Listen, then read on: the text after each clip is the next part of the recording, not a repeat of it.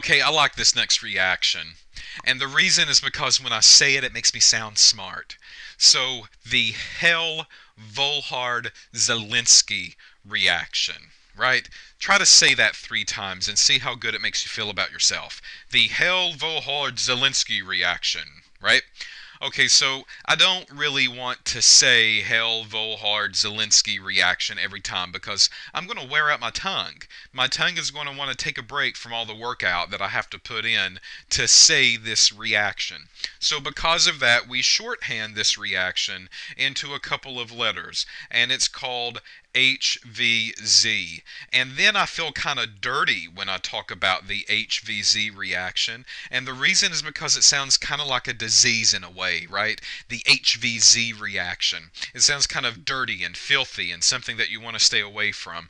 But, you know, the HVZ reaction or the Hell-Volhard-Zelinsky reaction, it sounds fancy. It looks fancy on a sheet of paper, but really it does the exact same thing that the halogenation reactions did from a couple of videos before. There is no difference. The only difference as far as the molecule goes is that this allows us to convert or to put a bromo group onto a carboxylic acid structure. So this is specifically for carboxylic acids. Now, why? Why can't we just take a carboxylic acid and why can't we throw it into a flask with some acid and some bromine and the thing behave like the aldehydes and ketones did? Why does this cause us a problem? And the reason is because this is a carboxylic acid. And if we're talking about type 3 reactions, which is what we're doing here, the halogenation, we are looking at acidic alpha hydrogens. Well, the issue with a carboxylic acid is that, well, yeah, I could have an alpha carbon here, right? So let's put a CH2 there and a CH3 here. Well, this is a alpha carbon, and this does have alpha hydrogens on it, right? So that's expected. The problem, though, is that with the carboxylic acid, I have another acidic proton, and this is my acidic proton right there. That's why we call it a carboxylic acid, people, right? It's going to give up a hydrogen very easily. So this is a carboxylic acid by nature, and it's going to want to give up a hydrogen because if it can give up that hydrogen, delocalization can start to take place right inside of the COO network. Okay, so that's the problem here. If we take a carboxylic acid and we throw some acid or base to it and some bromine, the thing is never going to see the alpha carbon. And that's because this molecule is going to kick off the hydrogen off of the OH group first. And that's not maybe where we want that bromo group or that chloro group. Maybe we do want the bromo or chloro at this alpha carbon. So the way that we do it, we have to be creative. We have to cover up the OH group. We have to kind of, in a way, protect the OH group from reacting. Well, I can't really put a protecting group on it per se, but I can do something very quick and easy. And what happens, and that's why we choose some of the reagents that we do, is that we take a carboxylic acid and we react with it a couple of reagents. And we do this in a series of 2 steps. In step number 1, we throw in PBr3. And we throw in some Br2. Whatever halogen I use here, that's the matching halogen that I want to use there. So if I want to maybe chlorinate it, PCl3 and Cl2. Bromo, typically poison of choice. Number 2, in the second step, I add some water. Okay, so very quick. Your mind should have automatically triggered PBr3. I've seen this before. We looked at PBr3 when we talked about the alcohol reactions. And now you're looking at PBr3 with the alcohol reactions, and you're probably associating alcohol to OH and OH to my carboxylic acid. And the answer is yes. That is why we chose PBr3, because we are backdooring this reaction.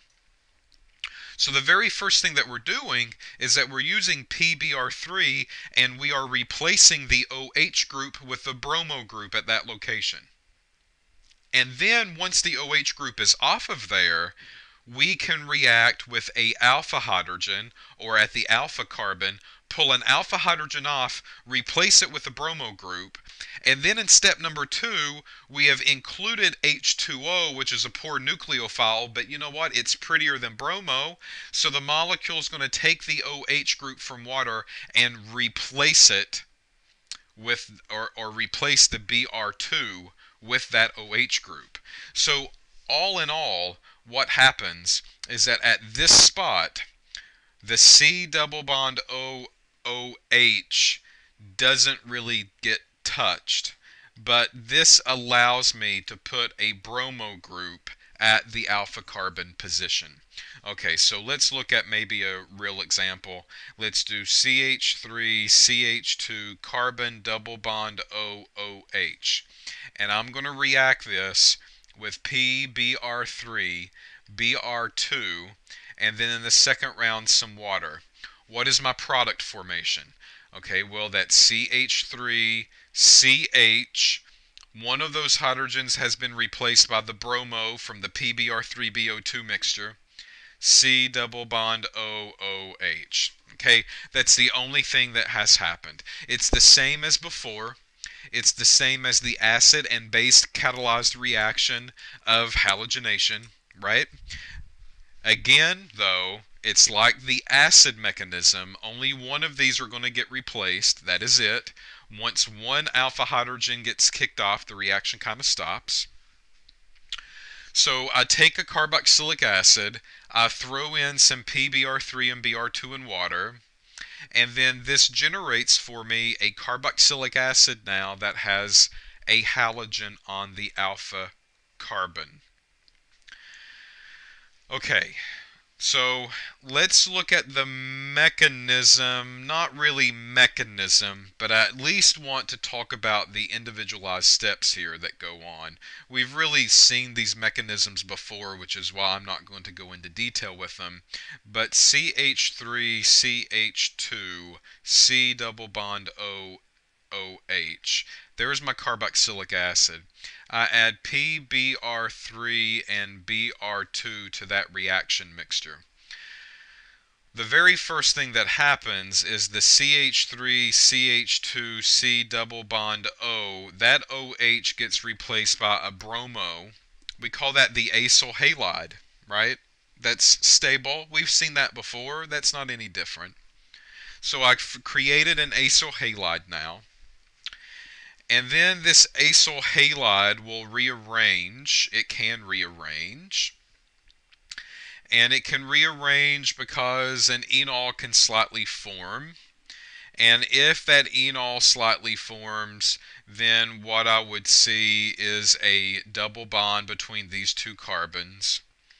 And eventually that will boil down to a bromo here and a C double bond O with a bromo there. Once that happens, in a way, I can kind of get a CH3, CH, Br, C double bond O, and then OH when I add water to this mixture. Okay, so that's not really the exact mechanism. It's not really the entirety of the product formation, but it kind of gives me maybe a clearer picture of what's going on, I hope. So the OH group basically is being replaced by the halogen in the beginning. Now we don't have the acidic proton from the OH group. Another bromine comes in, attacks to the alpha carbon, and then that bromine is pulled back off and a OH gets put back on in its place with the addition of water. Okay, so this is what we call an alpha brominated carboxylic acid. You can kind of understand why we call it that. And this overall is called the HVZ reaction, the Hell-Volhard-Zelinsky reaction. Okay, so that's all that we need to discuss about the HVZ. That's all that it does. PBr3 converts the carboxylic acid into an acyl bromide. That is in equilibrium with the enol. Bromination of the enol forms the protonated alpha brominated acyl bromide, and that's hydrolysized to an alpha brominated carboxylic acid. What a mouthful, right? But just imagine if I could repeat that over and over to people who don't know me, they would think that I'm probably the smartest person on the planet. And maybe that will happen to you too. So maybe you need to try it with your buddies sometime. So in the next section, we'll continue on and look at different variations of the alpha carbon reactions that we call type 3 carbonyls.